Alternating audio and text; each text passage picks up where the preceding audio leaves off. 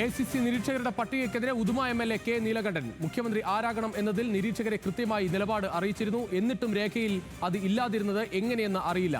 ഇക്കാര്യത്തിൽ മുകുൾ വാസ്നിക്കിനും അജയ് മാക്കനും പരാതി നൽകിയെന്നും നീലകണ്ഠൻ ന്യൂസ് മലയാളത്തോട് പറഞ്ഞു. ആരാണ് മുഖ്യമന്ത്രി നേരത്തെ പറഞ്ഞ പോലെ തന്നെയാണോ ജനഹിതം മാനിച്ച് മുഖ്യമന്ത്രി തെരഞ്ഞെടുക്കണമെന്ന് കൃത്യമായ ഹൈക്കമാൻഡ് എന്നോട് ധരിപ്പിച്ചിട്ടുണ്ട്. ഈ സാഹചര്യം എന്താണെന്ന് മനസ്സിലാവുന്നില്ല. എങ്ങനെ വരുന്നത് എനിക്കറിയില്ല.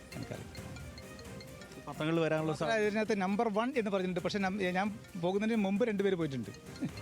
അപ്പം നമ്പർ 1 ആകുന്നില്ലല്ലോ.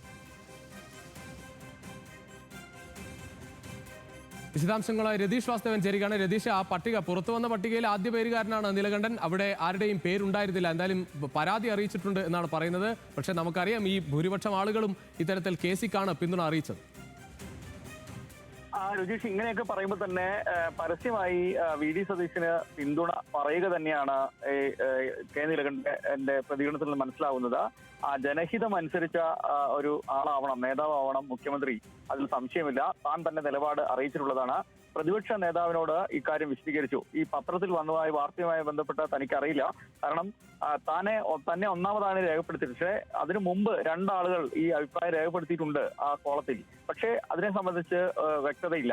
എന്താണ് ഇത്തരത്തിൽ ഒരു രേഖ വരാൻ, ഇത് പുറത്തു പോകാൻ കാരണം, ഇങ്ങനൊരു കാര്യം വരാൻ കാരണമെന്നതിനെ സംബന്ധിച്ച് തന്റെ ആശങ്കയും തന്റെ വിമർശനവും കേന്ദ്ര നിരീക്ഷകരെ അറിയിച്ചിട്ടുണ്ട് എന്നും നീലകണ്ഠൻ പറയുന്നു. അതോടൊപ്പം പറഞ്ഞു വെക്കുന്നത് ജനഹിതമാണ് ഏറ്റവും പ്രധാനം. ജനഹിതം അനുസരിച്ച് തന്നെയാവണം മുഖ്യമന്ത്രിയെ തെരഞ്ഞെടുക്കേണ്ടത്. അത് തന്റെ അഭിപ്രായം വ്യക്തവും കൃത്യവുമായി നിരീക്ഷകരെ അറിയിച്ചിട്ടുണ്ടെന്നും കെ നീലകണ്ഠൻ വ്യക്തമാക്കുന്നു. കൂടുതൽ MLA മാർ ഇത്തരത്തിൽ പ്രതികരിക്കുമെന്ന സൂചനയും കെ നീലകണ്ഠൻ നൽകുന്നുണ്ട്.